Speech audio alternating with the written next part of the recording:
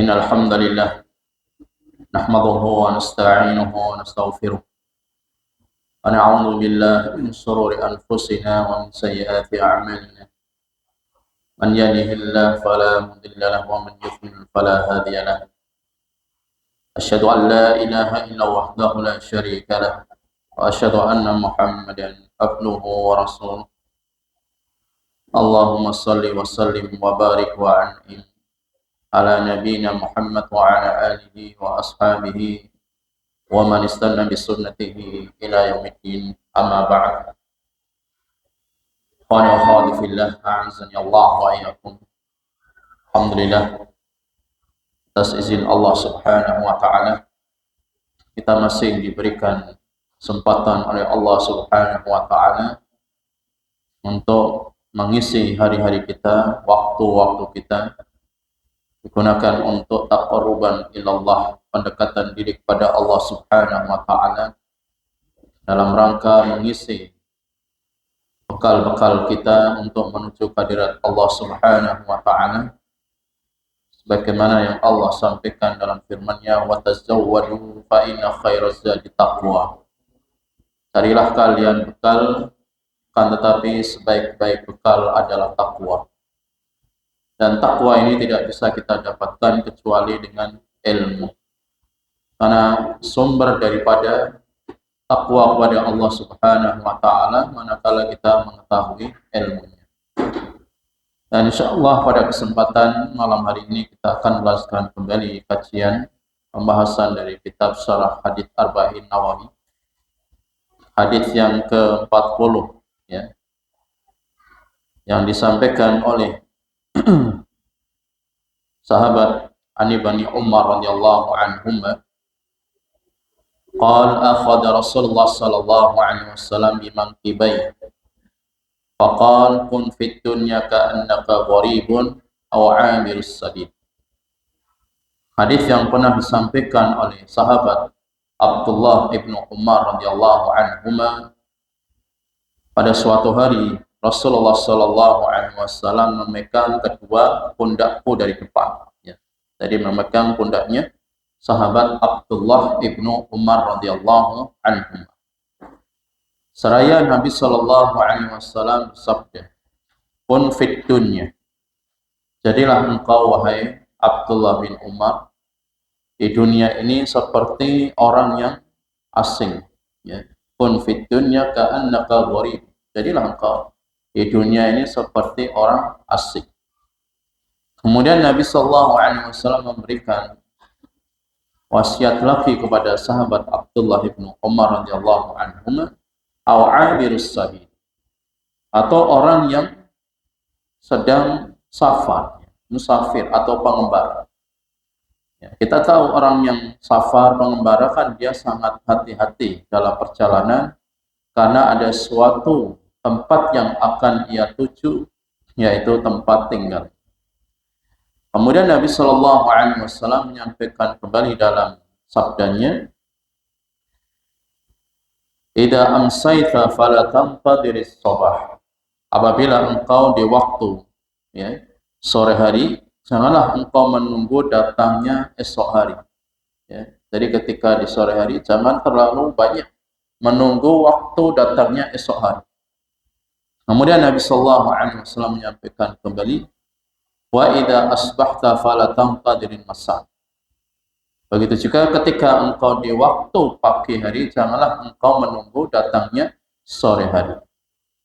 Kemudian Nabi menyampaikan lagi dalam sabdanya, wa khudh min sihhatika.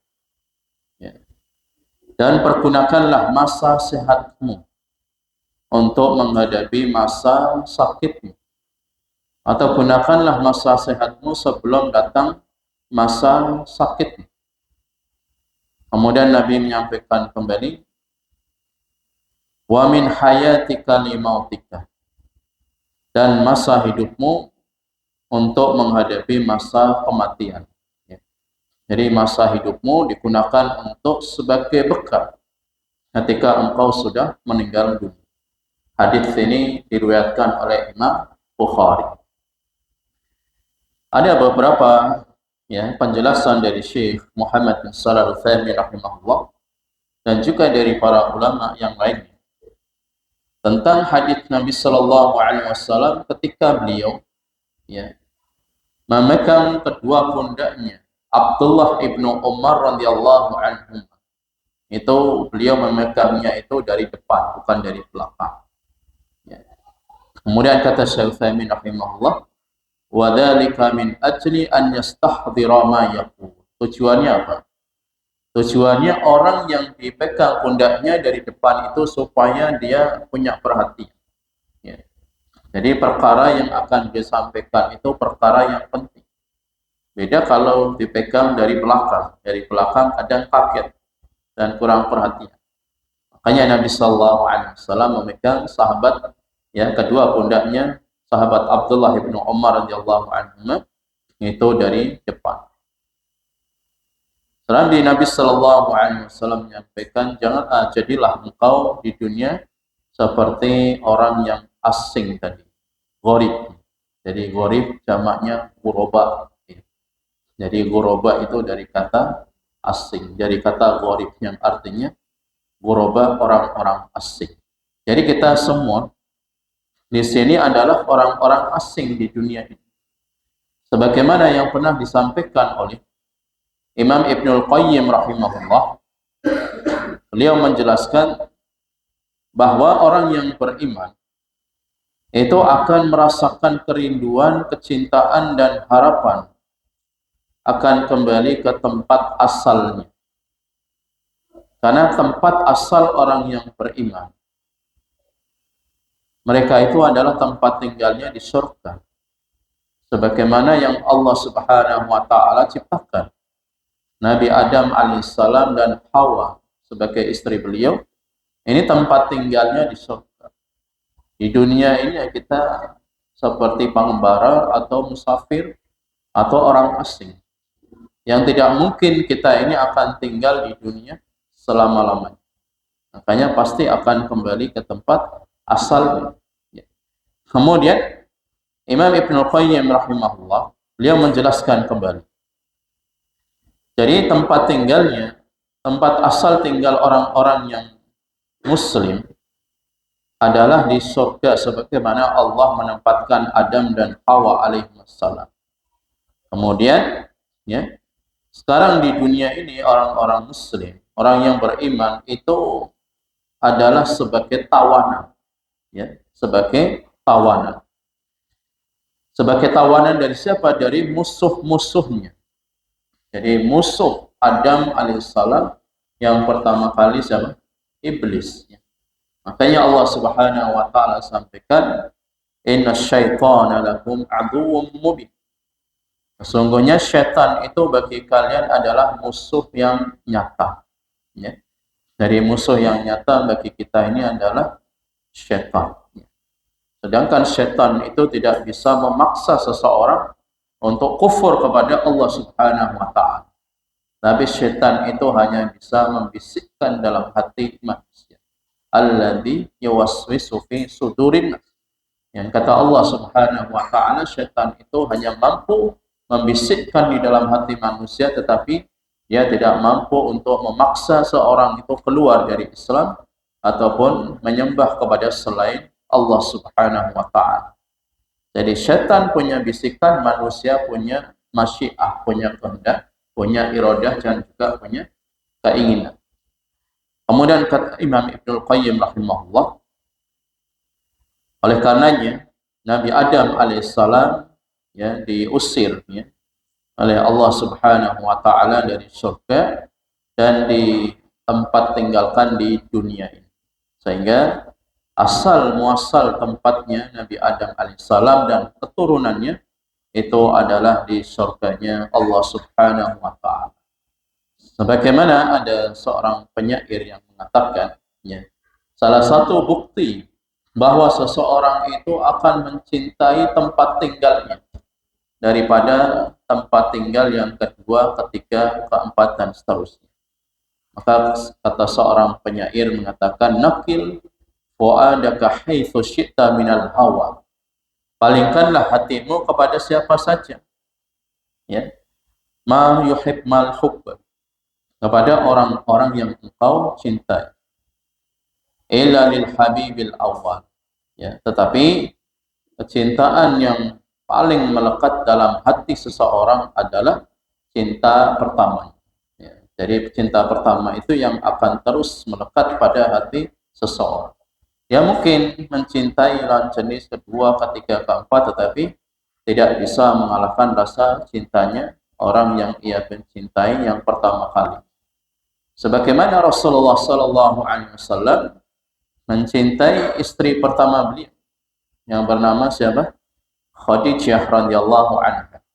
Meskipun beliau ini memiliki ya, istri yang gadis seperti Aisyah radhiyallahu anha atau istri janda-janda yang lain, ya, tetapi Nabi Sallallahu Alaihi Wasallam selalu menceritakan bagaimana kebaikan-kebaikan istri pertamanya, ya, kepada istri-istri beliau. Bahkan Aisyah radhiyallahu anha pun sempat cemburu, ya, seolah-olah tidak ada wanita lain di dunia kecuali Khadijah radhiyallahu anha. Padahal ya Khadijah ini seorang yang janda, sudah tua, Aisyah masih gadis. Tetapi sekali lagi bahwa cinta pertama itu memang tidak akan terlupakan, akan terus terpatri dalam diri seseorang, gitu ya. Begitu juga dengan seorang muslim, ya. Cinta pertama kita dengan tempat tinggal kita di surga. Kalau di dunia adalah tempat kita untuk ya, mengumpulkan ya, amalan-amalan solih, kemudian mencari bekal sebanyak-banyaknya untuk bisa kita bawa ke kampung halaman kita, yaitu negeri akhirat. Oleh karenanya, sebagiannya penyair juga mengatakan kam manzila fil ardi ya'lufuhul fata wa haninuhu abadan li awwal manzili. Betapa banyak tempat tinggal di muka bumi ini yang ditempati seseorang dan selamanya kerinduannya hanya pada tempat tinggal yang semula, yang pertama kali, yaitu surga Allah Subhanahu wa ta'ala. Inilah yang menjadi motivasi kita bahwa tempat tinggal yang hakiki bukanlah dunia. Jadi kita punya rumah ya di dunia itu, anggaplah itu kita masih kontrak, ya. Karena rumah dunia itu sama dengan rumah kontrakan, ya. Jadi kita itu sama, karena rumah di dunia ini bukan kita huni selama-lamanya, pasti akan diwariskan, mungkin bisa dijual atau dipindahkan ke tangan orang lain. Tapi kalau surga tidak bisa diwariskan, ya. Rumah di surga tidak bisa diwariskan jika orang tuanya mukmin dan keturunannya kafir, tidak mungkin tempat tinggal di surga akan diwariskan kepada keturunan. Tapi di dunia ya itu mungkin bisa jadi, ya, karena tidak mengikuti hukum syariat Islam sehingga bisa dihibahkan.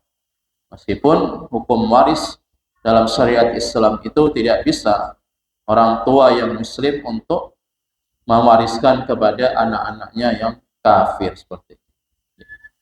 Jadi kembali kepada pembahasan kita ya terkait tentang masalah hadis Nabi Sallallahu Alaihi Wasallam agar menjadikan dunia ini seperti orang yang asing. Jadi orang yang asing itu dia tidak terlalu banyak macam-macam, nggak neko-neko. Ya. Jadi dia fokus dengan tujuan awalnya. Jadi misalkan kita singgah di suatu tempat tinggal yang asing, entah itu di luar kota, di luar daerah, kan kita pasti sedang menjalankan tugas atau ada keperluan, dan tidak terbetik dalam hati kita saya ingin tinggal di sini selamanya. Pasti dia itu akan kembali, ya. Kalau sudah selesai dari tugasnya, selesai dari kebutuhannya, dia akan kembali kepada tempat tinggal pertamanya di daerahnya bersama keluarganya. Begitulah cara pandang kita sebagai seorang muslim. Dunia ini adalah bukan tempat tinggal kita, ya. Dari dunia tempat untuk mencari bekal, dunia untuk kita jadikan ya sebagai ladang ya amal soleh kita. Dunia rumah yang kita miliki di dunia ini adalah statusnya adalah rumah kontrakan. Jadi sekali lagi semua yang ada di dunia ini adalah kita masih ngontrak, kita belum punya rumah yang hakiki.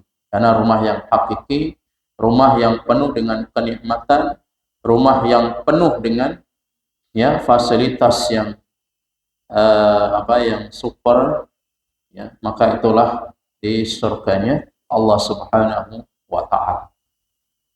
Kemudian Nabi Shallallahu alaihi wasallam menyampaikan kembali, aw'abirus sabil, atau jadilah kalian itu di dunia seperti orang yang musafir, orang yang safar ketika dia di perjalanan, di jalan tol kan dia hati-hati, tengok kanan kiri depan belakang, ia sangat hati-hati tidak ceroboh. Misalkan dia itu rasa ngantuk, itu pasti dia akan istirahat ke rest area terlebih dahulu supaya bisa selamat. Begitulah dunia, Jadi dunia ini bukan tempat tinggal kita selamanya. Dunia ini tidak bisa kita gunakan, artinya dengan waktu, dengan harta yang kita miliki, kemudian gunakan untuk foya-foya, untuk mengikuti sesuai dengan hawa nafsunya, tidak akan bisa seperti itu. Karena dunia itulah kita seperti orang pengembara, yang pasti suatu saat akan kembali kepada tempat tinggal. Maka kata Syekh Utsaimin rahimahullah menjelaskan arti daripada gharib, orang asing, karena dia itu li'anna 'abirus sabil laisa bijalis. Jadi orang asing itu sebagaimana Nabi sallallahu alaihi wasallam menyampaikan, bada'al islamu ghariban. Islam ini diawali dengan yang asing. Di saat manusia itu menyembah berhala patung, maka Nabi sallallahu alaihi wasallam mengajak manusia untuk hanya beribadah kepada Allah semata. Jadi asing. Dan Islam ini akan kembali kepada keterasingan. Di saat kita berpegang teguh dengan sunnah, bagi laki-laki memelihara jenggot, bagi wanita yang menggunakan pakaian menutup aurat, itu dianggap aneh, dianggap asing, nyeleneh. Padahal itulah syariat Islam yang diajarkan, dibawa oleh Nabi Sallallahu Alaihi Wasallam. Jadi kita untuk tetap di dunia menjadi orang yang asing, asing di tengah masyarakat, asing di tempat ibadah mereka, asing ketika berada di tempat pekerjaan. Karena berkomitmen dengan apa yang diajarkan oleh Rasulullah Sallallahu Alaihi Wasallam, yang mana itu adalah sebagai panutan kita, dan yang merindukan kepada tempat tinggal yang hakiki adalah surganya Allah Subhanahu wa taala. Jadi menjadi orang yang asing, maka orang yang lebih hati-hati, tidak sembrono, tidak banyak tingkah, tidak banyak melakukan perbuatan-perbuatan yang tidak ada manfaatnya, apalagi memberikan madarat di akhirat kelak. Kemudian Nabi sallallahu alaihi wasallam menyampaikan dalam hadis ini, kun fid dunya ka'annaka gharib aw 'abirus sabil. Wahai Abdullah bin Umar radhiyallahu anhuma, jadilah engkau di dunia ini seperti orang asing atau orang yang sedang mengembara, orang yang sedang perjalanan. Yang dimaksudkan adalah untuk zuhud di dunia. Jadi zuhud itu artinya bukan berarti kita harus meninggalkan kenikmatan-kenikmatan duniawi. Kemudian kita tidak bekerja, kemudian kita tidak punya rumah, tidak punya kendaraan, perhiasan, bukan itu. Jadi zuhud itu artinya orang yang benar-benar mencukupkan diri dengan perkara-perkara yang halal, yang akan ia gunakan waktu-waktunya untuk beramal saleh, sehingga waktunya bermanfaat bagi. Jadi terkadang orang salah memahami persepsi tentang masalah zuhud. Jadi harus pakaiannya compang-camping. Jadi meskipun misalkan para ummahat pakaiannya semuanya warna hitam, tetapi tidak pernah ganti, ini bukan zuhud juga. Artinya zuhud dia tetap memakai busana secara syar'i menutup aurat, tapi juga harus ganti pakai. Bukan 3 hari, 4 hari, 1 minggu dipakai hitam terus, paling nggak ada yang melihatkan setiap hari pakai hitam terus. Bukan seperti itu juga. Jadi sekali lagi zuhud itu bukan meninggalkan perkara-perkara duniawi, ya. Tetapi justru ia gunakan perkara-perkara duniawi untuk mendekatkan diri kepada Allah Subhanahu wa taala, ya.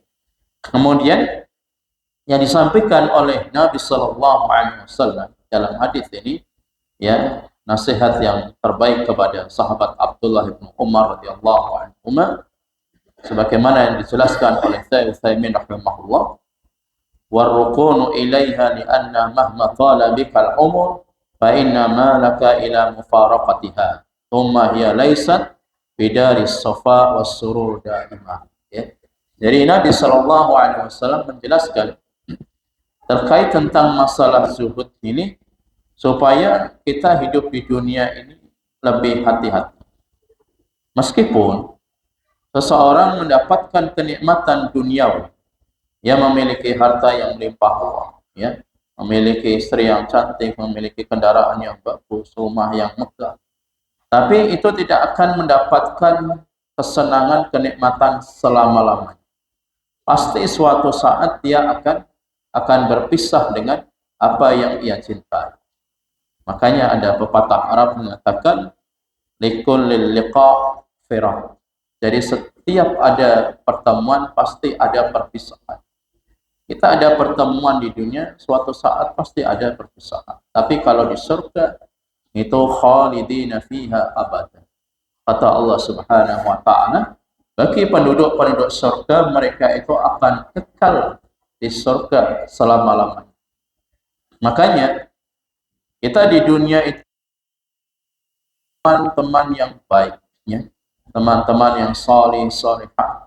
Karena itulah pertemanan yang akan kekal abadi selama-lamanya sampai terbawa di akhirat kelak, ya. Kata Allah Subhanahu wa taala, al-akhillau yauma idzin ba'dhum li ba'din aduwwun. Pertemanan di dunia itu nanti akan menjadi musuh di akhirat kelak, kecuali pertemanan yang didasari atas dasar iman dan takwa. Ini pertemanan yang akan kekal.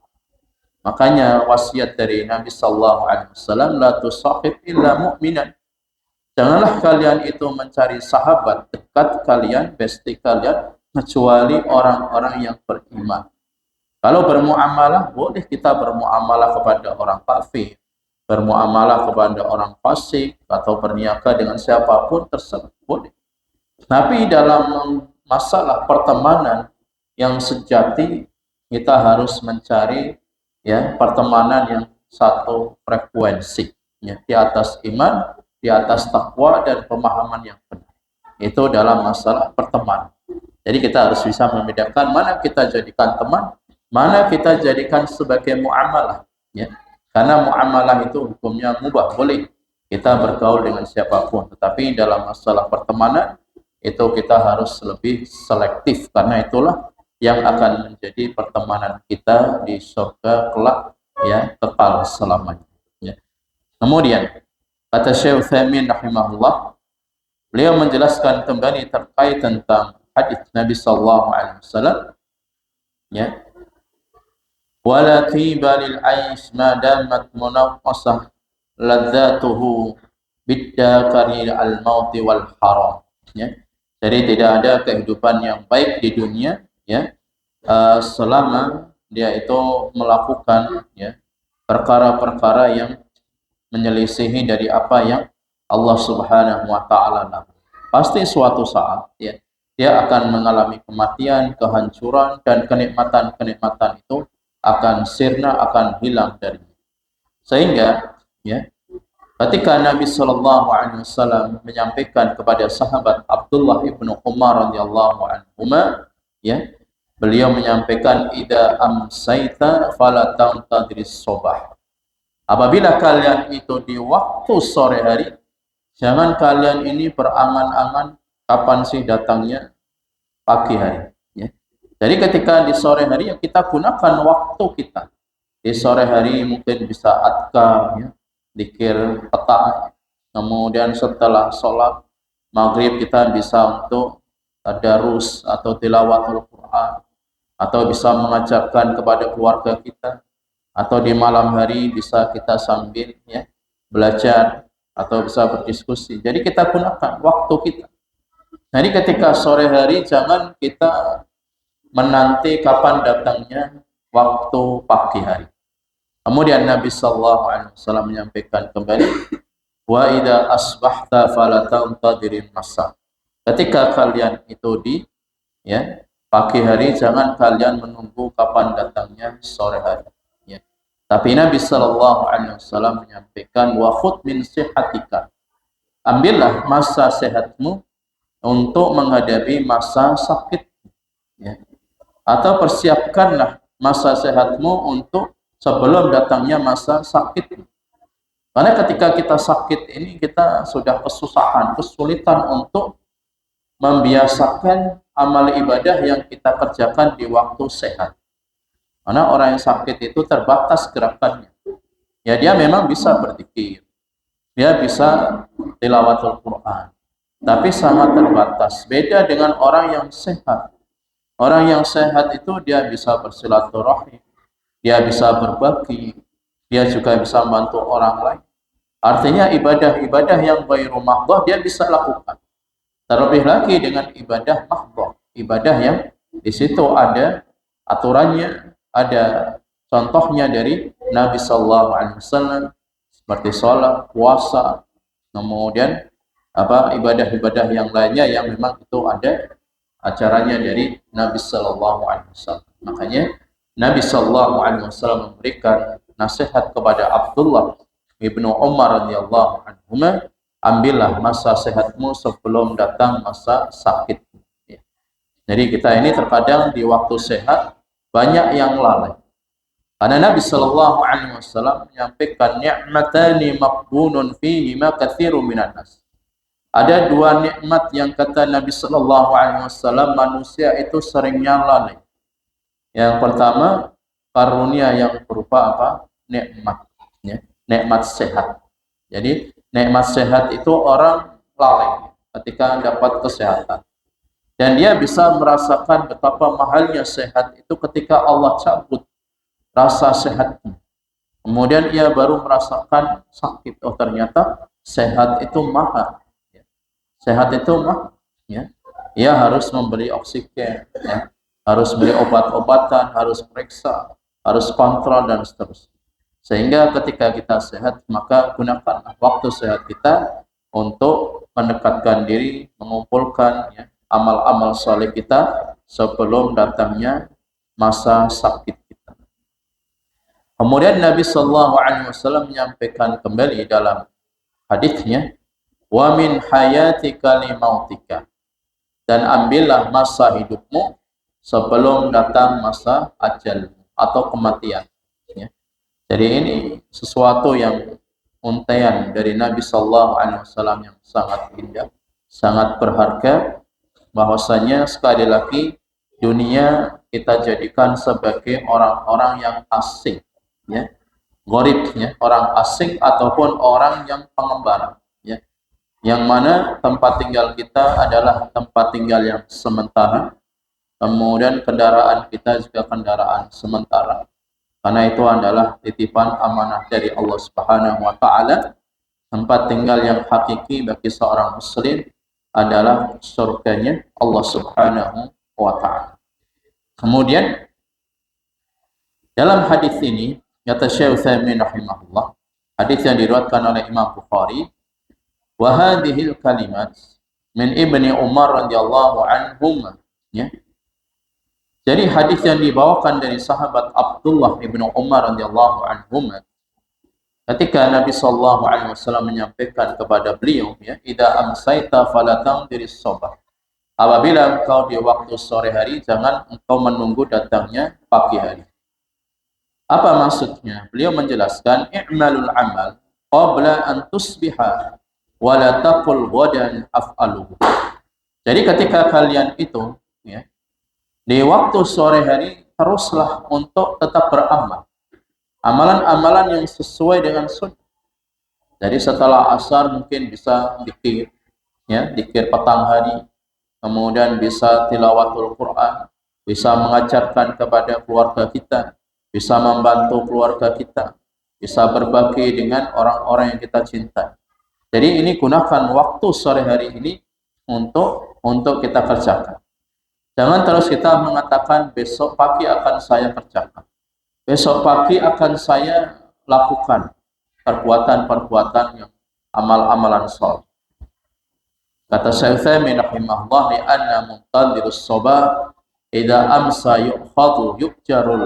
yu'akharul amal ilal sabah.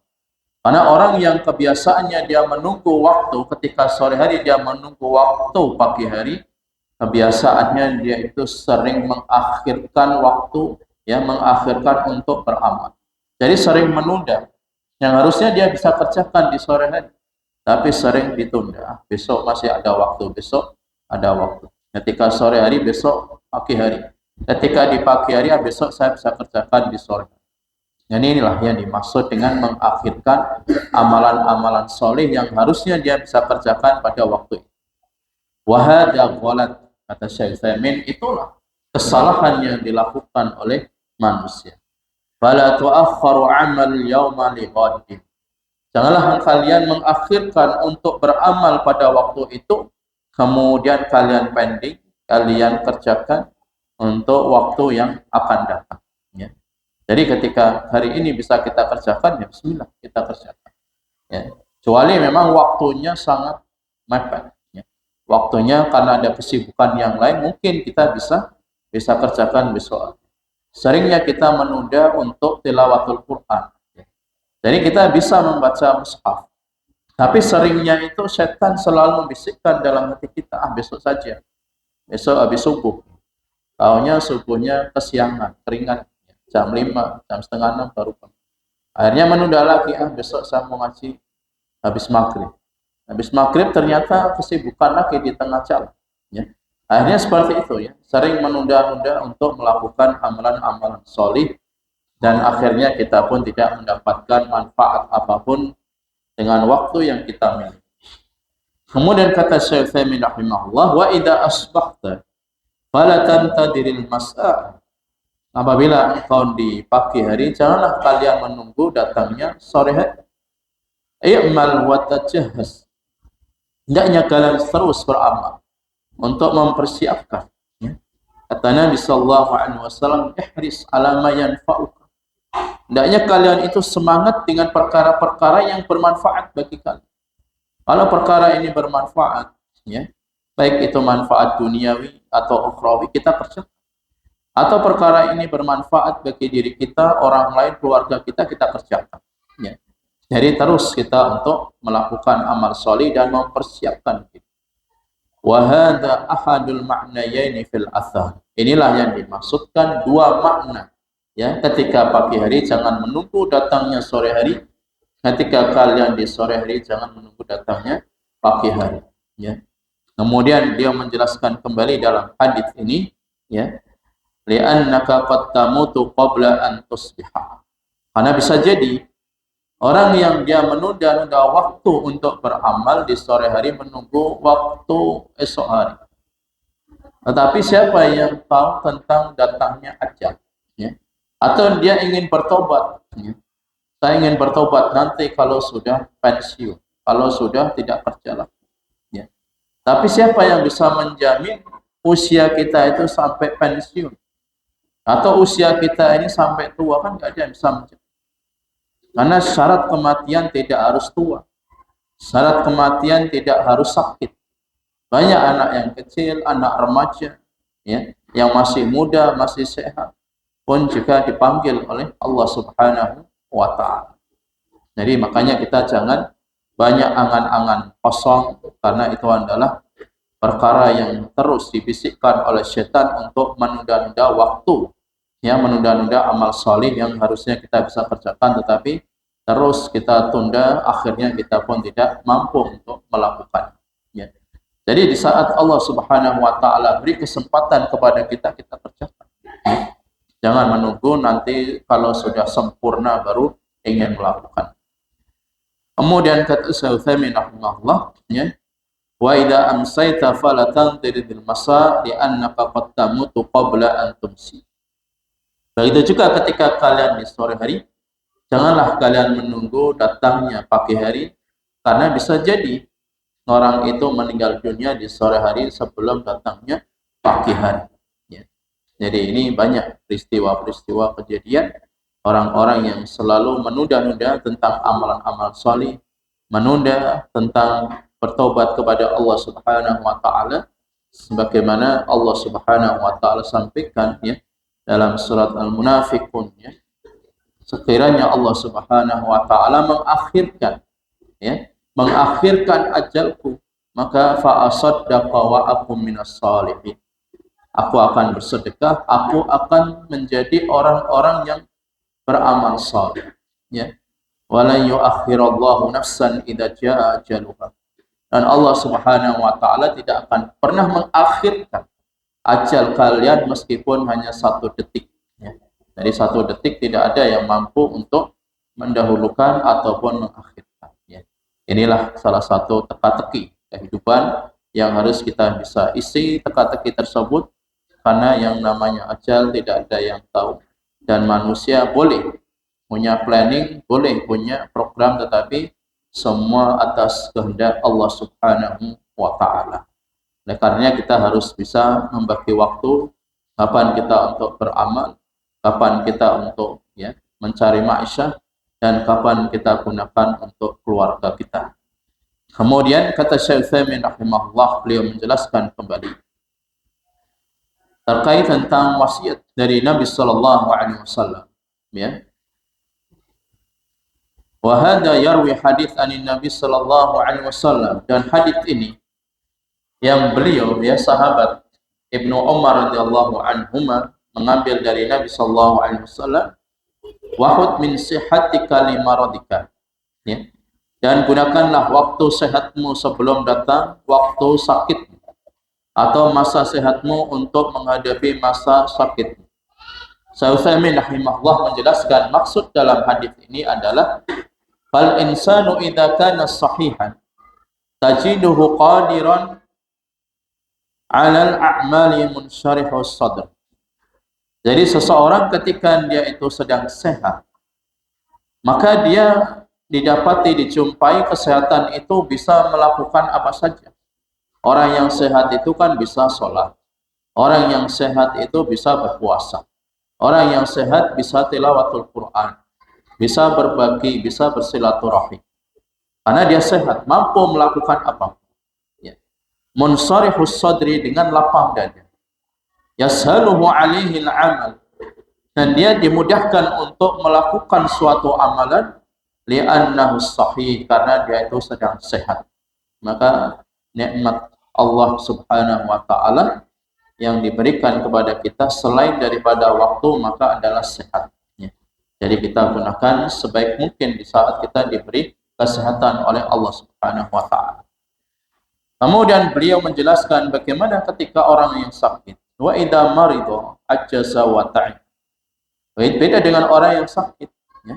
Orang yang sakit itu dia lemah. Orang yang sakit itu dia malas mau melakukan apa saja. Bawaannya malas, bawaannya capek, letih, dan lain sebagainya. Ya.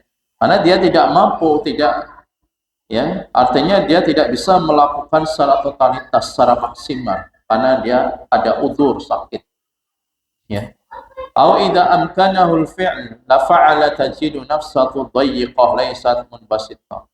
Atau ketika dia itu ingin melakukan ya amalan-amalan yang lain, ketika dia sehat bisa membaca mushaf tilawatul Quran, mungkin bisa 2-3 lembar ya. Tapi ketika sakit ya baru membaca 2-3 ayat kepalanya sudah geliang. Ini karena dia sakit, sehingga dia tidak bisa maksimal ya. Makanya orang yang sakit itu banyak udurnya, banyak ya perkara-perkara yang dia itu terhambat untuk melakukan amalan-amalan yang saleh. Wahud min sihhatika lil marad ya. Dan Syekh Utsaimin rahimahullah menjelaskan hadis Nabi, ambillah di waktu ya sehatmu untuk menyikapi atau ya untuk ya sebelum datangnya waktu sakit ya. Li'annaka satamrutu aw tamut. Karena manusia itu pasti dia akan mengalami rasa sakit atau kematian. Ya, kata Allah Subhanahu wa taala, kullu nafsin dha'iqatul maut. Setiap jiwa pasti dia akan mengalami kematian. Cuman masalah perkara gaib, ya, tidak ada yang bisa meramal, tidak ada yang bisa memprediksi karena itulah hanya di tangan Allah Subhanahu wa taala. Dan banyak di antara para ulama, ya. Artinya mereka yang memiliki usia yang pendek, ya.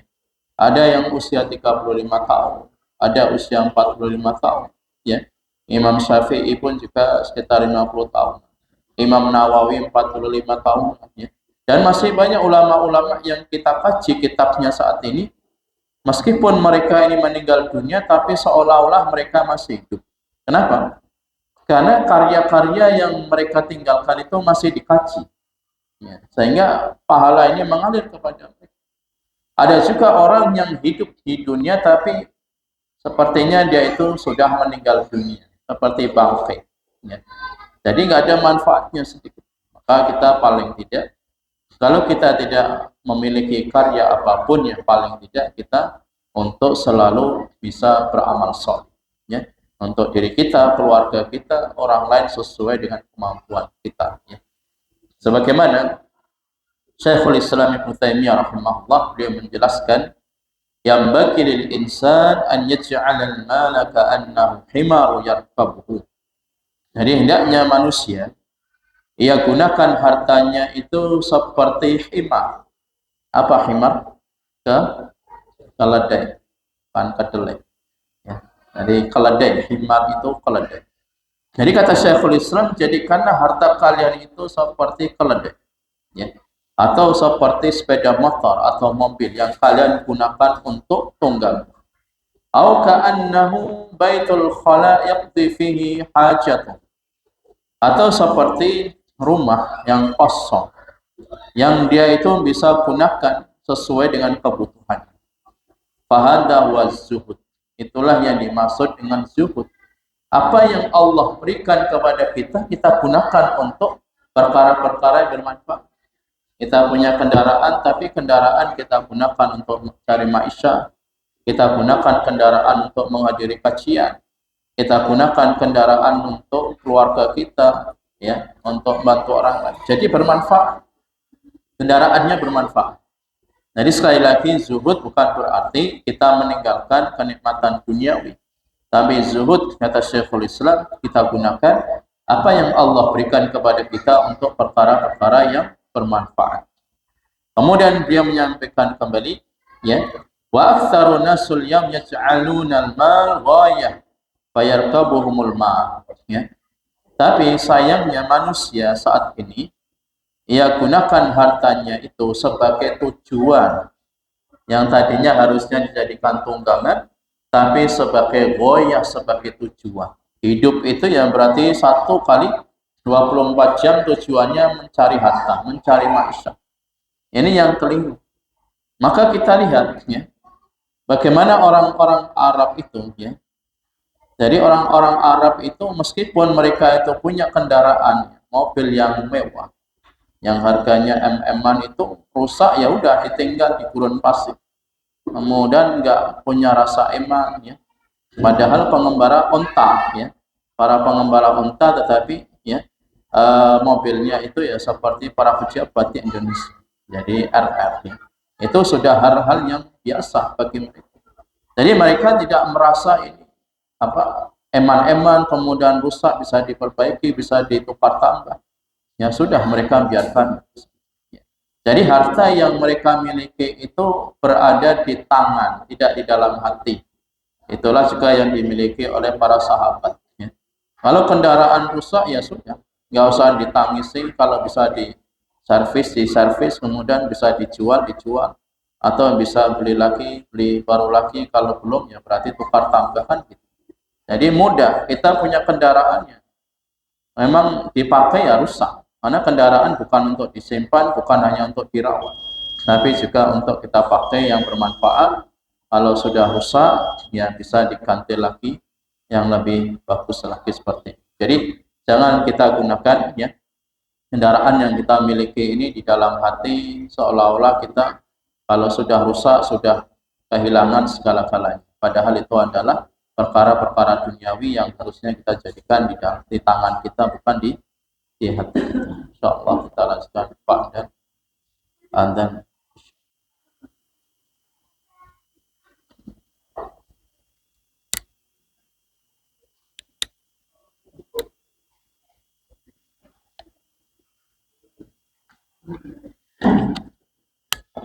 terkait tentang hadis yang singkat padat. Karena Nabi Shallallahu Alaihi Wasallam mendapatkan jawami'ul kalim. Jawami'ul kalim adalah kalimat yang singkat padat tetapi memiliki syarat makna yang luas. Ya. Dan hadis ini bisa kita ambil faedah. Ya.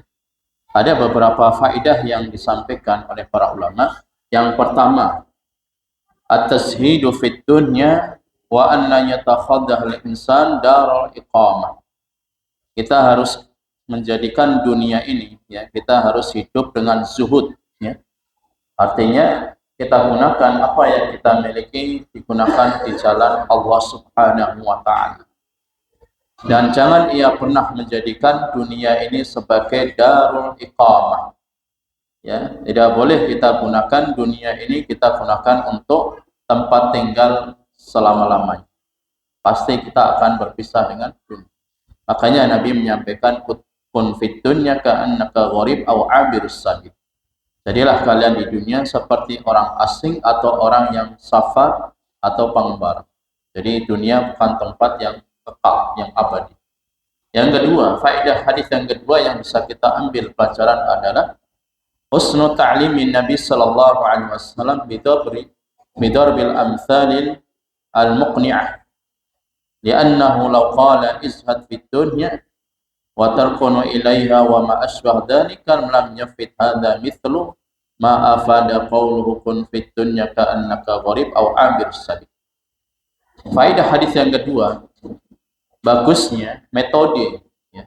Bagusnya metode pengajaran Nabi sallallahu alaihi wasallam kepada sahabat Abdullah bin Umar atau kepada sahabat yang lain.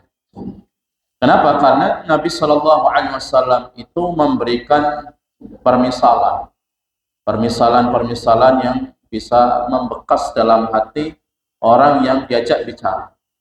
Nabi tidak mengatakan izhad fid dunya, zuhudlah kamu di dunia, tapi tidak mengatakan seperti itu. Tapi Nabi memberikan permisalan, jadilah engkau di dunia seperti orang asing. Nabi tidak mengatakan zuhudlah kamu, meskipun konteksnya mana? Sama gitu ya, zuhud. Artinya untuk menggunakan sesuatu yang kita dapatkan dari Allah untuk fisabilillah. Ya. Jadi ini yang kedua, ya, bagusnya metode pengajaran Nabi sallallahu alaihi wasallam. Beliau itu selalu memberikan permisalan-permisalan supaya orang itu bisa berpikir, ya, bisa untuk menghayati. Yang ketiga, faedah hadis yang ketiga yang bisa kita ambil pelajaran, fi'lu ma yakunu sababa intibahil mukhatab wa huduru qalbihi liqaulihi akhadha bimankibai. Bagusnya Nabi sallallahu alaihi wasallam juga ketika mengajarkan kepada para sahabat, di antaranya dengan cara beliau memegang pundak sahabat Abdullah bin Umar itu dari depan, bukan dari belakang. Jadi dengan dua pundak beliau dipegang oleh Nabi. Tujuannya apa? Tujuannya supaya dia itu punya perhatian. Apa yang akan dia sampaikan itu perkara penting, ya. Bukan perkara yang sederhana, tetapi sangat penting. Sehingga Nabi Shallallahu Alaihi Wasallam memegang kedua pundak Abdullah bin Umar radhiyallahu anhu. Baru setelah itu beliau memberikan nasihat, kun fid dunya ka'annaka gharib aw 'abirus sabil. Ya. Jadilah engkau di dunia seperti orang asing atau orang yang safar, pengembara. Ya. Dan Nabi Shallallahu Alaihi Wasallam mengajarkan kepada sahabat Abdullah bin Mas'ud radhiyallahu anhu, at-tasyahud amsaka kaffahi wa ja'ala baina kaffayhi hatta yantabi.